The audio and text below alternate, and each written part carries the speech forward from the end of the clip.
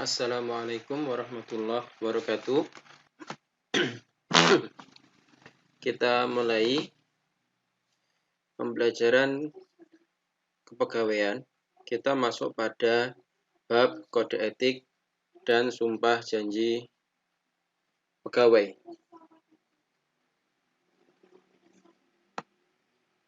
Ya, ini gambar sumpah janji pegawai ya, yang nanti kita akan bahas pada peraturan pemerintah nomor 10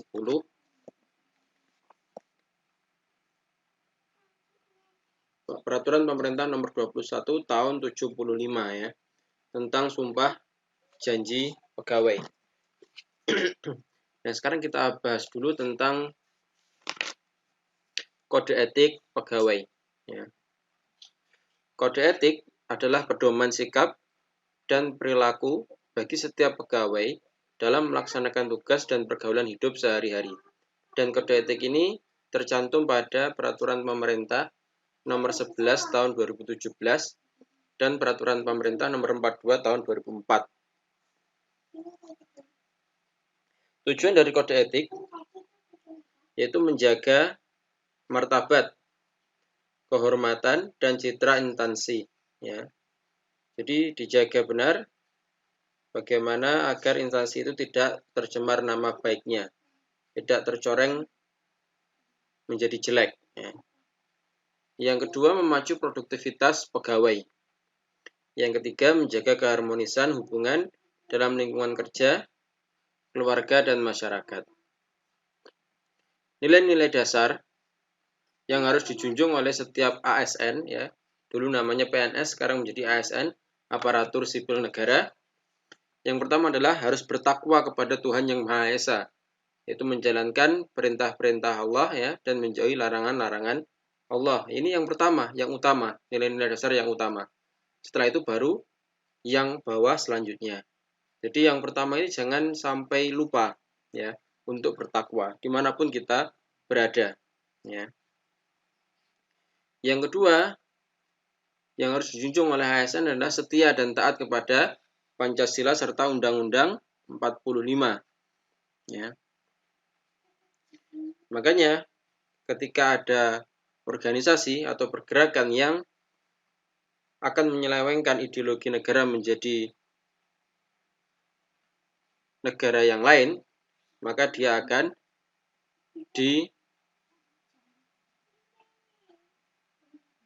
dibubarkan ya, atau diperangi.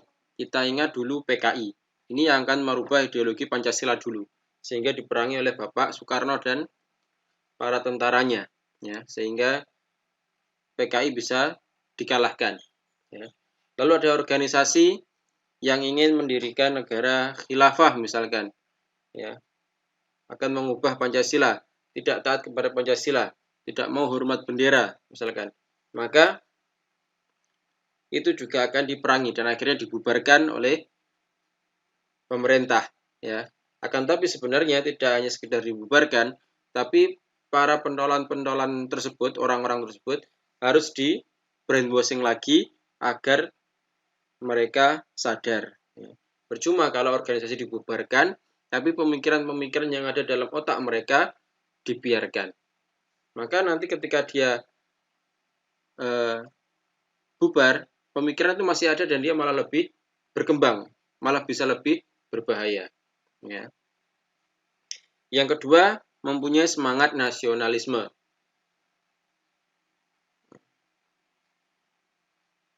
Yang keempat, mengutamakan kepentingan negara di atas kepentingan pribadi atau golongan. Inilah kalau kita jadi ASN ya.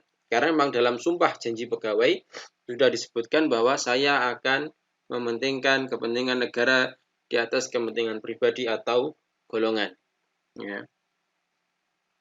Yang selanjutnya, dia harus taat pada hukum dan peraturan perundang-undangan yang berlaku ya. Ketika masa Covid, ASN dilarang mudik, maka dia harus taat hukum, tidak boleh mudik ya. Ketika itu ada presensi dengan memberikan Sherlock terkini ya, sehingga bisa mengetahui di mana ASN itu berada ya.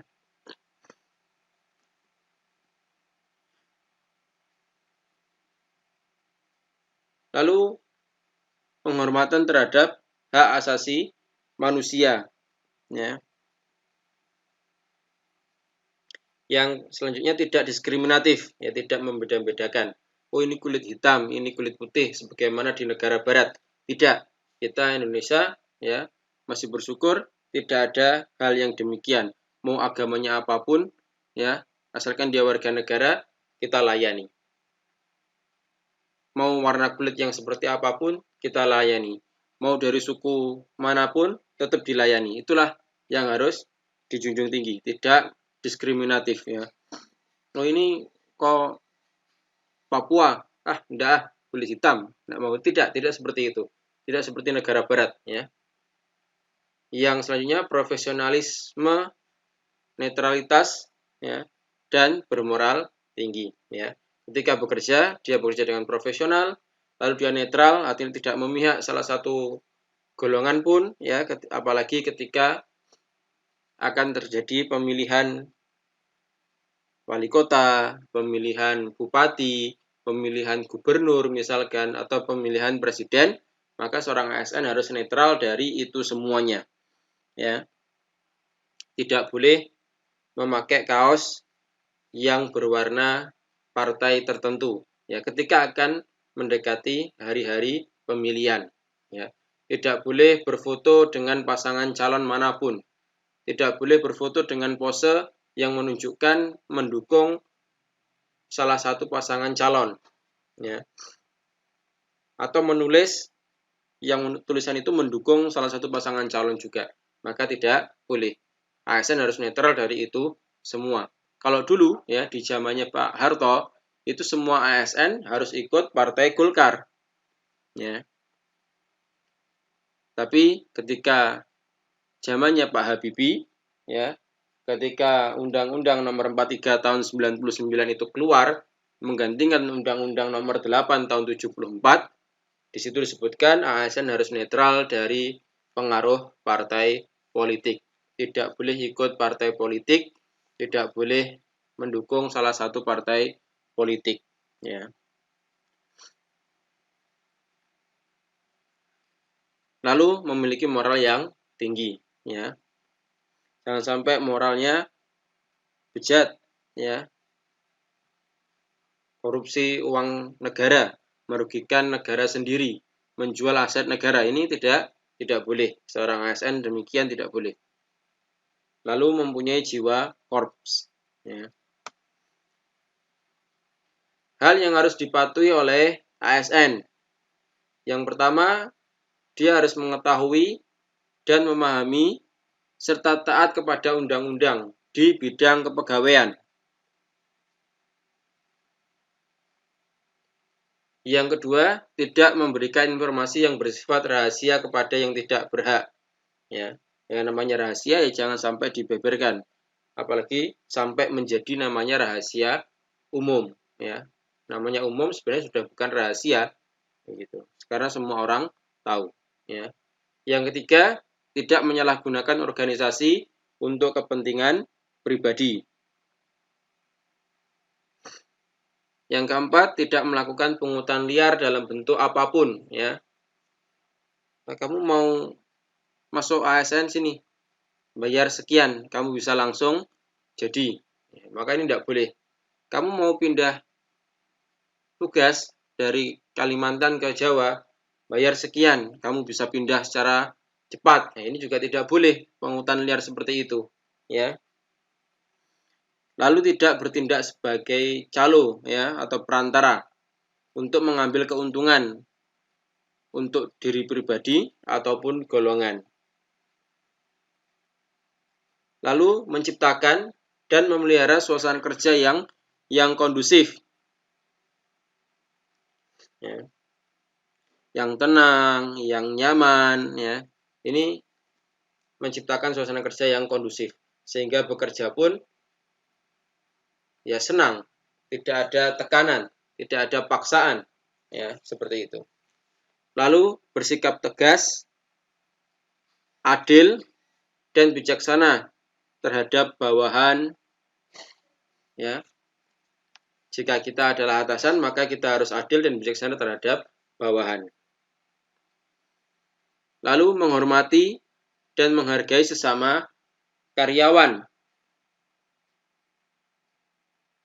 baik itu karyawan yang baru ya maupun dengan karyawan yang lama ya.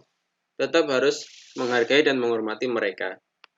Yang selanjutnya bisa menjadi teladan yang baik, baik teladan yang baik di dalam organisasi maupun teladan yang baik ketika berada di lingkungan masyarakat sekitar ya, tempat tinggal instansi itu ya. Dia tetap harus menjaga nama baik dan bisa menjadi teladan yang baik ya. Jangan ASN itu ketika di instansi, di luar ASN dia boleh berperilaku seenaknya. Tidak, ya dia harus tetap menjunjung tinggi nama baiknya sebagai ASN. Sehingga harus selalu menjadi teladan-teladan yang baik. Ya, terutama kepada bawahan ya. Apalagi kalau kalian misalkan kelas 2 harus menjadi teladan yang baik pada adik kelas. Ini ketika di sekolah maupun di luar sekolah ya. Ketika di rumah juga bisa harus menjadi teladan yang baik. Kalau kalian kakak menjadi teladan yang baik bagi adik-adiknya. Seperti itu. Lalu memberikan pelayanan secara cepat, tepat ya, dan aman. Lalu melayani dan menghormati setiap tamu yang datang ke instansi kita. Lalu berperilaku sopan santun. Tidak memasuki tempat-tempat yang bisa mencemarkan nama baik kita. Ya. Misalkan masuk tempat-tempat ya, klub-klub malam. Ini nggak boleh. Ya, ini bisa mencemarkan nama baik ASN. Ya. Masuk hotel dengan pasangan yang bukan pasangan yang sah ya, maka ini tentu bisa mencemarkan nama baik ya. Lalu menjaga solidaritas ya, sesama pegawai ya, kita harus menjalin dan menjaga solidaritas.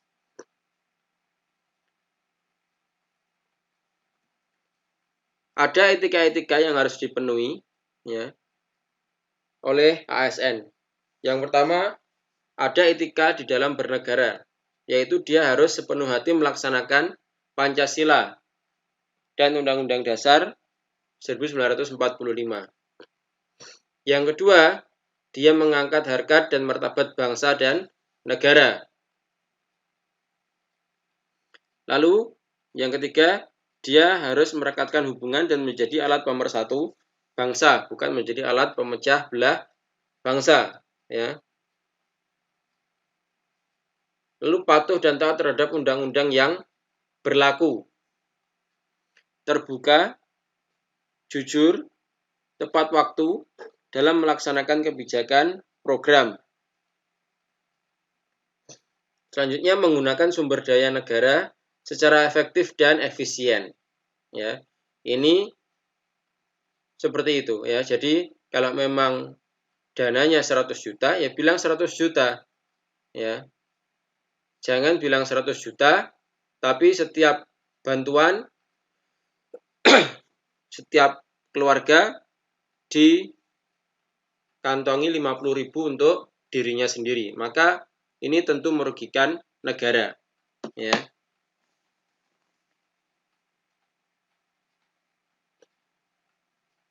Misalnya bantuan sosial untuk korban COVID. Ya.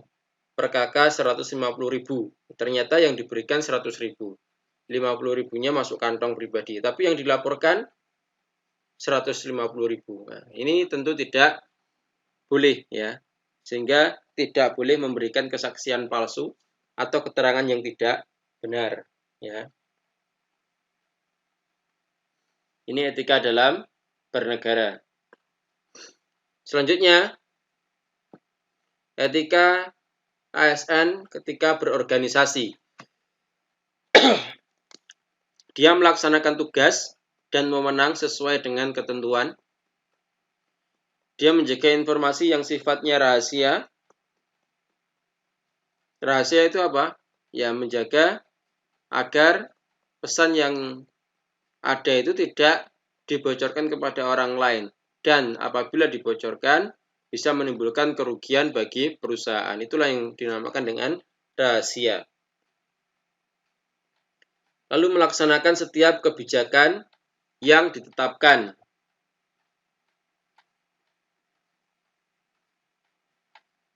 Lalu membangun etos kerja, menjalin kerjasama, kompeten dalam pelaksanaan tugas, patuh dan taat terhadap SOP. SOP itu standar operasional pegawai. Ya. Hari Senin harus pakai ini, harus pakai itu. Ke tempat kerja harus pakai sepatu, ya pakai sepatu. Ya, ini namanya SOP. Yang selanjutnya mengembangkan pemikiran secara kreatif dan inovatif. Ya. Yang selanjutnya berorientasi untuk meningkatkan kualitas kerja. Bagaimana biar semakin produktif. Ya. Maka dia harus berorientasi untuk itu. Ya. Bukan semakin lama semakin menurun produktivitasnya. Ya. Menjadi guru baru misalkan atau ASN baru masih produktifnya. Nanti kalau sudah lama ada seperti itu akhirnya tidak produktif lagi, maka ini tidak boleh. Ya. Lalu selanjutnya etika terhadap diri sendiri, jujur dan terbuka serta tidak memberikan informasi yang salah. Bertindak dengan penuh kesungguhan dan ketulusan. Menghindari konflik kepentingan pribadi, kelompok maupun golongan. Ya. Ketika ada masalah dicari win-win solutionnya. Sama-sama tidak ada yang dirugikan, bagaimana caranya. Ya. Lalu berinisiatif meningkatkan kualitas pengetahuan, keterampilan dan sikap. Ya, jadi ini ketika dia sendiri, ya dia harus punya inisiatif untuk meningkatkan kualitas pengetahuan. Berarti harus terus belajar, ya, untuk menambah pengetahuan. Terus belajar dalam memperbagus keterampilan, ya. Terus belajar memperbagus sikapnya dia, ya, seperti itu. Jangan karena sudah menjadi ASN, sudah mentok nggak belajar lagi. Jangan, ya tetap belajar, ya. Dan sebagaimana yang telah kita bahas, belajar tidak harus dia sekolah lagi atau kuliah lagi, tidak. Ya. Dimanapun dia bisa belajar. Dan juga kalian ketika sudah lulus sekolah, bukan berarti selesai sekolahnya, tidak belajar lagi, tidak menambah pengetahuan, tetap harus meningkatkan kualitas pengetahuan. Lebih-lebih nanti ketika kalian sudah bekerja, jangan mentok hanya pada itu saja. Ya, ketika ada teknologi baru, belajar teknologi baru tersebut agar tidak ketinggalan dengan yang muda-muda.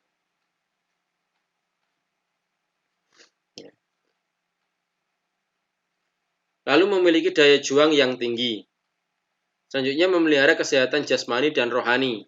Ya, kesehatan jasmani misalnya dengan tidak merokok, tidak minum minuman keras. Ya, ini memelihara kesehatan jasmani untuk diri kita sendiri, ya.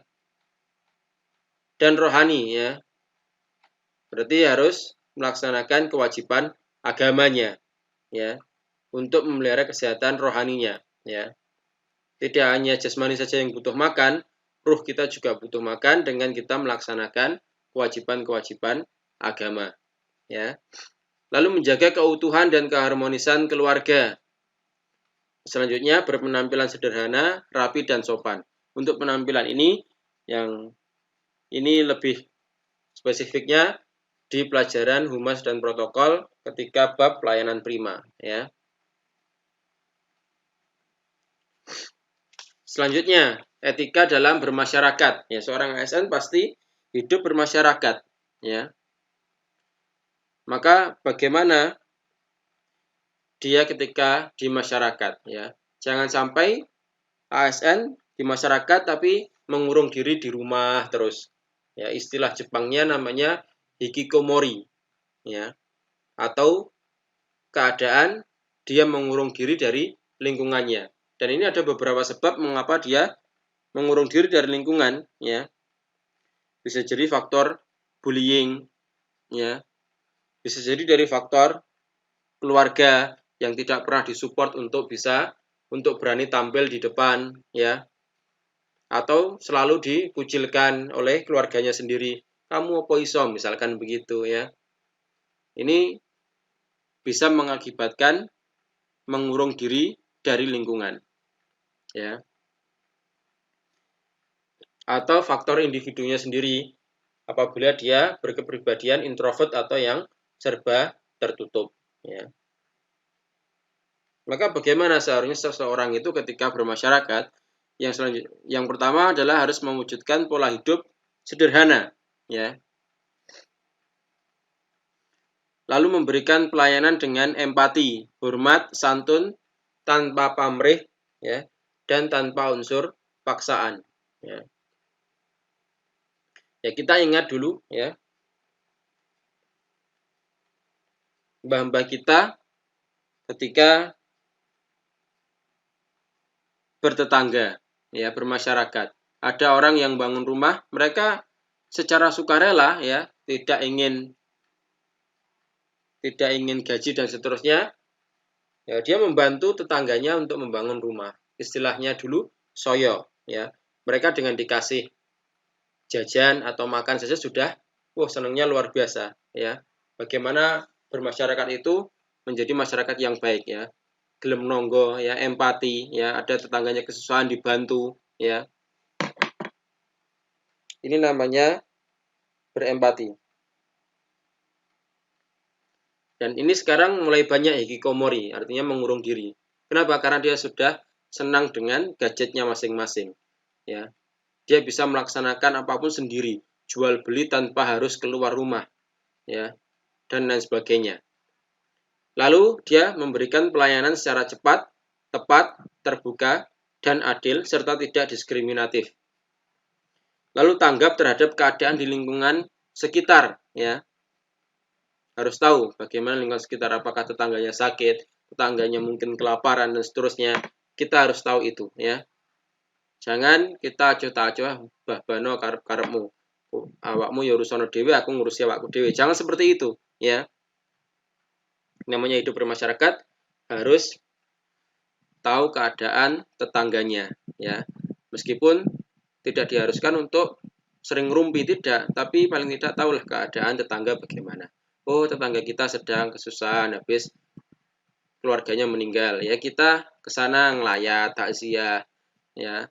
Oh, tetangga kita sakit, ya kita kunjungi mereka, kita kasih oleh-oleh apa, roti kah, buah kah, untuk, ya, menyambung kekerabatan tadi. Lalu berorientasi untuk peningkatan kesejahteraan masyarakat dalam melaksanakan tugasnya. Lalu etika terhadap sesama PNS, ya. Yang pertama, saling menghormati dengan sesama PNS. Yang kedua, memelihara rasa persatuan dan kesatuan. Yang ketiga, saling menghormati antar teman sejawat.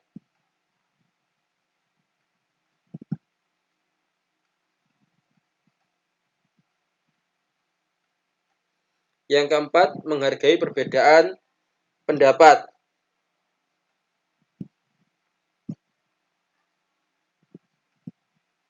Yang selanjutnya, menjunjung tinggi harkat dan martabat pegawai negeri sipil.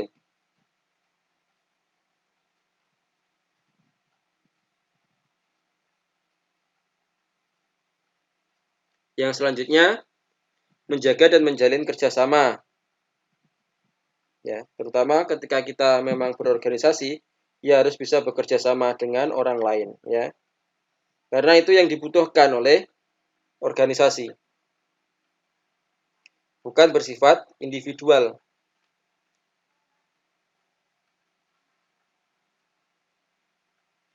Yang selanjutnya, berhimpun dalam satu wadah yang menjamin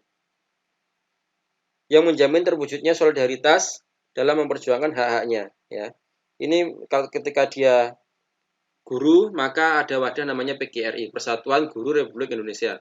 Jadi semua guru-guru berkumpul dalam satu wadah tersebut, ya. Terkadang untuk menyalurkan aspirasinya untuk memperjuangkan hak-haknya.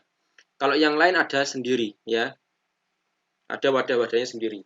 Ya, mudahnya gini. Ada klub motor Honda, ya Honda sendiri. CB sendiri. Sebetulnya mereka bergabung dalam satu wadah untuk memperjuangkan hak-haknya, saling bertukar informasi, saling bertukar pengetahuan. Ini yang diharapkan ketika dia masuk dalam organisasi. Ya, demikian yang bisa disampaikan tentang kode etik pegawai. Untuk pertemuan selanjutnya kita akan bahas tentang sumpah janji pegawai, yang dimana nanti kita akan baca tentang peraturan pemerintah nomor 21 tahun 75. Ya. Demikian yang bisa disampaikan. Saya kira assalamualaikum warahmatullahi wabarakatuh.